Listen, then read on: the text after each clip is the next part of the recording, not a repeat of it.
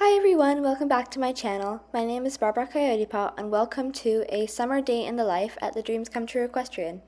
It is currently 5:30 a.m. and the sun has barely risen. We have a lot in store today from riding to lessons, so let me get ready and we'll get right to it. Hello again, so I am now all ready and standing outside my home in Silverglade Village.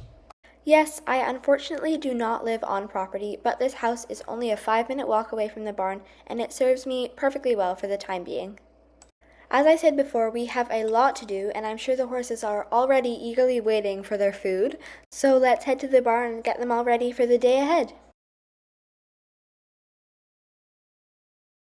I arrived at the barn bright and early at 6:30 a.m. I realized that you guys haven't seen the barn yet, so enjoy this little tour. All of the facilities of the DCTE are beautiful, but I especially love the barn. It is slightly more Western themed and like cabin vibe-ish than I would like it to feel, but I still love it and it's the best when it's raining outside. It feels so cozy. The horses were very eagerly awaiting their breakfast this morning. I guess it was because I fed them a little bit early last night, so they were waiting longer for their food. And while we're in the feed room, I'm going to show you how I prep Simba's breakfast. All of the horses at the barn here, I use nectar feed. There really is a food for every horse, and they're so reliable and nice there. So for Simba's breakfast, I start out with a big scoop of all-purpose feed. Sometimes I'll put him on performance feed, but I find that it doesn't really work well with his stomach, and sometimes it makes him sick, so I just usually stick to the all-purpose. Something that I actually haven't told anyone yet is that Simba has some arthritis in his joints, so I give him Iron Stride and some other supplements to help him with that. So I just soak his feed in Iron Stride.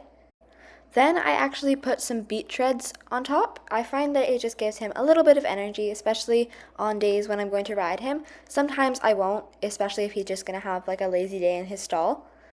Then finally, to wrap things up, I give him some omega-3. I don't soak his feed in this, I just give it a little drizzle. I do give him some other medications and vitamins to help him with his arthritis, but they don't go in his meal, I just give them to him separately.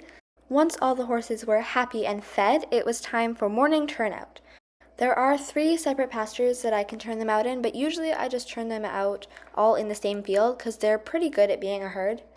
Today I actually ended up keeping Simba in because we were going to do a little training session for a show that we have coming up. He was giving me the side eye as I led him to the cross ties instead of outside, but as I tacked him up, he kind of understood and grudgingly agreed.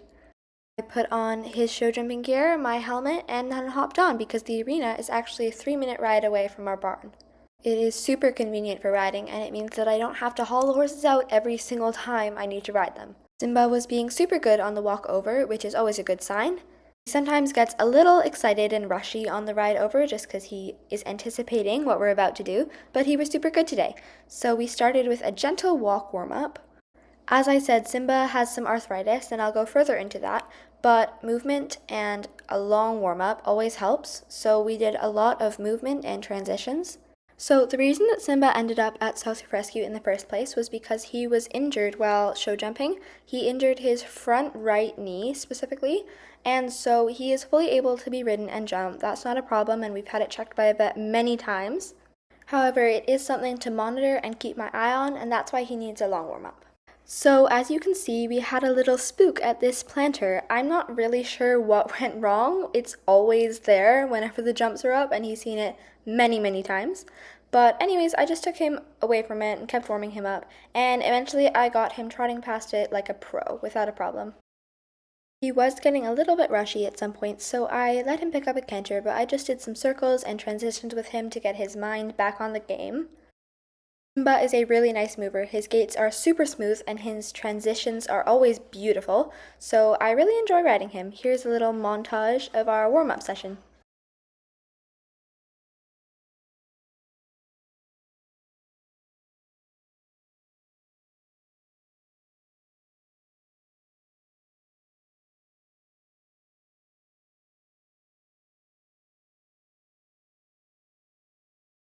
I am back again. So I warmed him up over this little tiny vertical. He was getting a little strong on me, so I did some more trot circles and some more canter transitions, and then we went back to it. We actually went over this cross rail, which he jumped beautifully. Did it a couple more times from both directions, and he was getting lovely striding, so we picked it up to this other vertical, which he chipped in on. But we did have another go, and he got beautiful striding, so I was really happy with that. Then he was getting really speedy coming up to this green jump, so I did another circle and just made him slow down. We actually approached it at a more collected canter than I would usually, but it was good. It made him slow down and think about his feet. I'm not quite sure what was the problem with my striding today, but I just could not see a stride. So on this 4-stride double, we chipped in, but we had another go, and it was pretty good. We got a little close to that last jump. Then we tried this combination from the first red jump to this blue cross rail, which was a beautiful stride.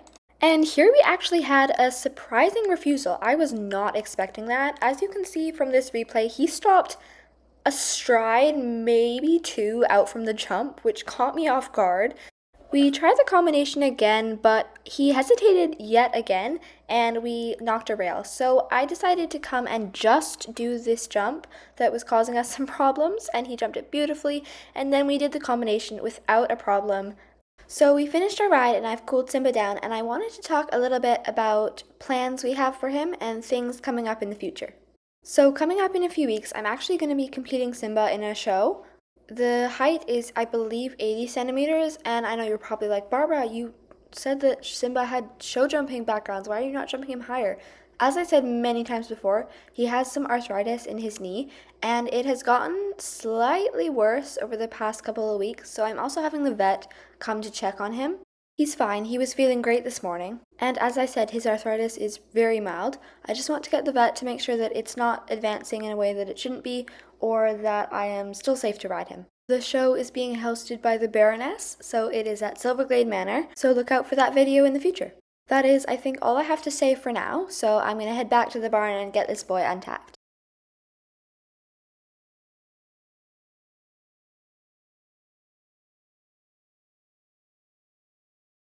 So after that wonderful ride on Simba, I headed out for lunch in Silverglade Village. I got a really nice slice of pizza. It was really good. It was something different. Usually I just pick up a sandwich and keep moving, but this was a nice little change. After my lunch, I headed back to the barn where I had a lesson to teach. I was actually teaching this lesson on Simba.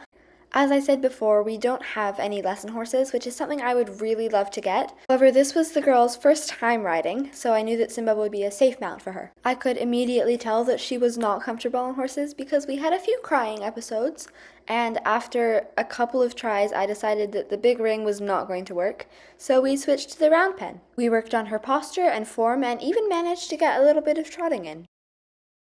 So I am now back at the DCTE, and I'm going to tack up a client's horse named London, who I'm going to ride. London is super beautiful. She's a Tennessee Walker American Paint Horse Cross, and she is at the DCTE to regain her confidence with poles and jumping. A little while ago, London spooked over a pole, then tripped over that pole and injured her leg. She was on box rest for 3 months, and she now has a fear of poles. So I guess let's get going and we can see what we can do. So I actually rode her over to a different arena, which is super close, and it has more poles than we do at our own arena. We worked on some transitions, and I made sure to get her really focused and listening to my cues before we worked on any poles. She has a really nice gait, and she was being super good today. She was doing really nice circles. She was bending super well, and then we attempted our first set of poles, which actually went way better than I thought it would.